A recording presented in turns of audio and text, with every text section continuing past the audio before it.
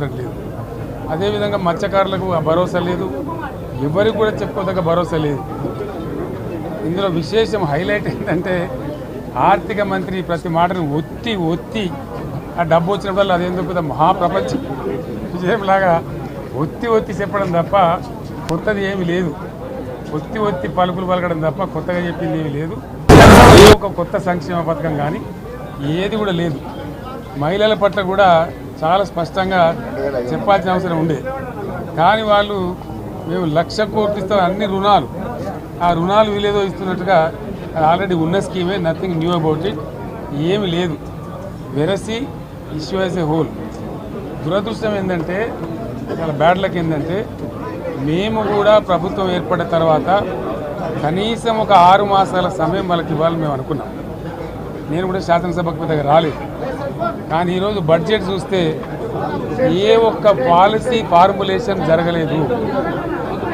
రాష్ట్రానికి సంబంధించినటువంటి ఏ ఒక్క విషయంలో కూడా ఈ అర్భక ప్రభుత్వం ఇప్పటి వరకు పాలసీ ఫార్ములేషనే చేసినట్టుగా కనపడతలేదు.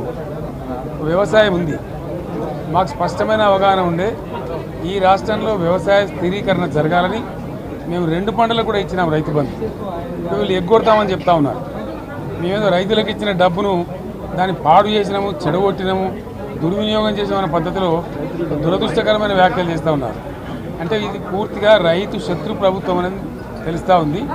ధాన్యం కొనుగోలు చేయలేదు, విద్యుత్ సరఫరా చేయడం లేదు, నీళ్లు సరఫరా చేయడం లేదు, చాలా ఇబ్బందులు పెడతా ఉన్నారు. ఇంకా రైతు భరోసా, రైతు బంధు గురించి ఇంకా ప్రస్తావనే లేదు. ఎప్పుడు వేస్తారని మా ఎమ్మెల్యేలు అడిగితే కూడా కనీసం సమాధానం చెప్తలేరు. కాబట్టి రైతులను వంచింది ప్రభుత్వం, వృత్తి కార్మికులను వంచింది. ఒక్క పాలసీ, ఇండస్ట్రియల్ పాలసీ ఏమిటి? ఏమి లేదు. బట్టి గ్యాస్ ట్రాష్ పంచరంగ ఈస్మాన్ కలర్ లాగా చెప్పడం తప్ప, స్టోరీ టెల్లింగ్ లాగా ఉన్నది తప్ప బడ్జెట్ చెప్పినట్టు లేదు. రాష్ట్రంలో వ్యవసాయ పాలసీ ఏమిటి, పారిశ్రామిక పాలసీ ఏమిటి, ఐటీ పాలసీ ఏమిటి, ఇంకా ఇతర అనేక పాలసీలు, పేద వర్గాలకు సంబంధించిన పాలసీ ఏమిటి అనే దాని మీద ఏ ఒక్క దాని మీద కూడా గ్యాసు ట్రాషే తప్ప, చిల్లర మల్లర ప్లాట్ఫామ్ స్పీచ్ లాగా ఉంది తప్ప అది బడ్జెట్ ప్రసంగం లాగా లేదు. రాజకీయ సభలలో చెప్పినట్టుంది తప్ప ఏ ఒక్క పాలసీని కూడా నిర్దిష్టంగా ఈ పనిని మేము ఎట్లా సాధిస్తాం, మా గోల్స్ ఇవి, మా టార్గెట్స్ ఇవి అనే పద్ధతి కానీ పద్దు కానీ లేదు. ఇది పేదల బడ్జెట్ కాదు, రైతుల బడ్జెట్ కాదు, యువల బడ్జెట్. విశ్లేషణలో మీకు తెలుస్తుంది. భవిష్యత్తులో బ్రహ్మాండంగా మేము దీన్నంతా కూడా చీల్చి చెండాడబోతాం. Thank you.